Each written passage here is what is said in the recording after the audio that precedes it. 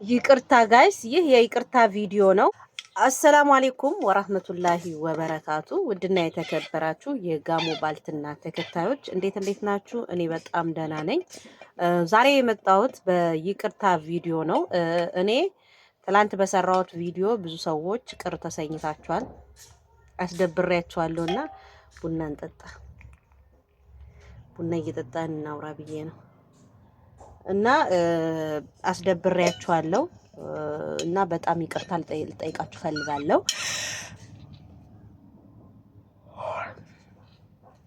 እኔ ይሄንን ቤት ግዙ ብዬ ስላችሁ ራስ ወዳድ ሆኜ ወይንም ምናልባት ትንሽ ራስ ወዳድ ሆኜ ሊሆን ይችላል።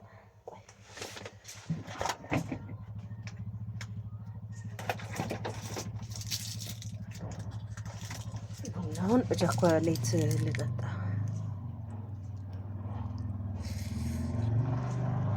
አይኔ ምናልባት ትንሽ ራስ ወዳድ ሆኜ ሊሆን ይችላል። ምናልባት ሳይታወቀኝ ይቅርታ። ግን በዛም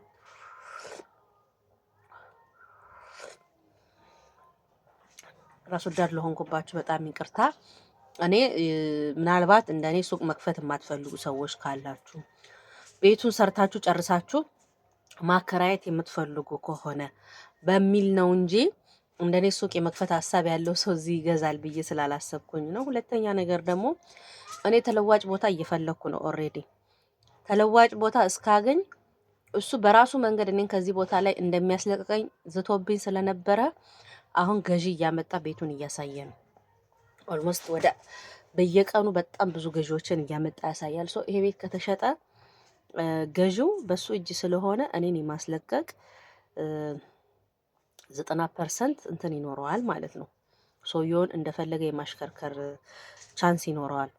ለዛ የኔ የሆናችሁ ሰዎች፣ ለኔ የምታዝኑ ሰዎች ብትገዙ እንኳን ቦታ እኔ እኮ እስካሁን ከአመት በላይ ሆነኝ እኮ እንዲህ ተጋፍጬ አነሰም በዛም ከፋም ለማም አንገት ለአንገት ተናንቄ እስካሁን እየኖርኩ ነው፣ እየሰራው ነው።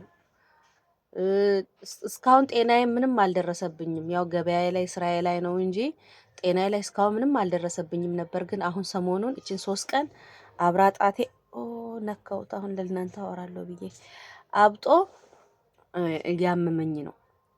እኔ ለቃለሁ እኮ አልለቅም አላልኩም። ግን እኔ ቢያንስ የምፈልግበት ቦታ አግኝቼ ለቅቄ ሄጄ እስከምሰራ እቺን ቤት ገዝቶ እኔን እንድሰራበት ፈቅዶልኝ የራሱን ቤት እንኳን እኔ በኃላፊነት ወስጄ ጨርሼለት አከራይቼለት ብወጣለት በሚል ሀሳብ ነው እንጂ እኔ የተማረርኩበትን መተት እናንተ ላይ እንዲደረጋ እኔ እውነቱን ልንገራችሁ አይደል፣ እኔ የተደረገብኝ እዚህ ሱቅ ሰው እንዳይመጣ ነው እንጂ የጓደኛዬ ሱቅ ሲሄድ ሰው እኔን ተከትሎ ነው ወደዛ የሚሄደው። እኔ የገበያ እድል አለኝ፣ ግንባር አለኝ። የሌለኝ የቦታው ላይ ነው። ቦታው ላይ ሰው እንዳይመጣ ነው የተደረገብኝ ሱቁ ላይ። እኔ ቦታውን ከቀየርኩኝ እንደ ድሮዬ እንደምሰራ ፈጣሪን እንደማመሰግን እርግጠኛ ነኝ። አሁንም እያመሰገንኩት እኖራለሁ። አልሐምዱሊላህ ይሁን። እሱ ያዘዘው፣ እሱ የወሰነው፣ እሱ የፈቀደው ነው የሆነው እኔ ላይ። ስለዚህ እንግዲህ አስወጋጅ ያያችሁ ሰዎች በጣም ይቅርታ ልላችሁ እወዳለሁ። ቡናውን ግን እየጠጣን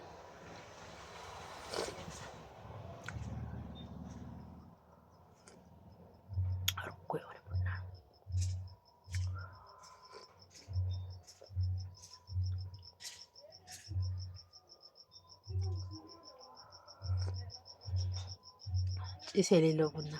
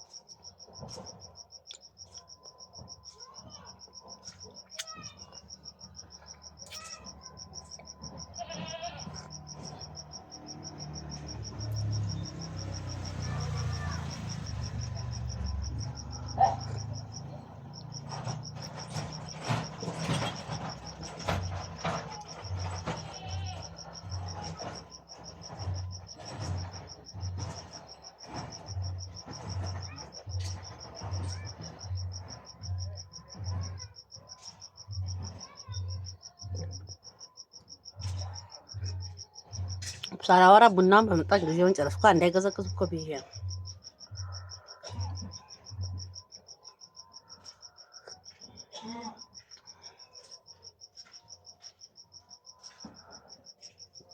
እንደምታዩት ነው።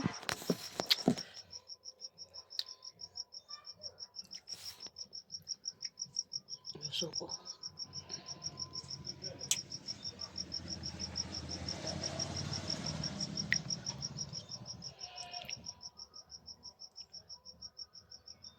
ይሄን ይመስላል የኔ ሱቅ። በዚህ ሱቅ ግን ተስፋ ቆርጬ መሸጥ ያቆምኩት ነገር ቢኖር ዳቦና እንጀራ ነው። ግን እንጀራውን ደግሞ አሁን እንደ አዲስ ጀምሬዋለሁ ኦልሬዲ።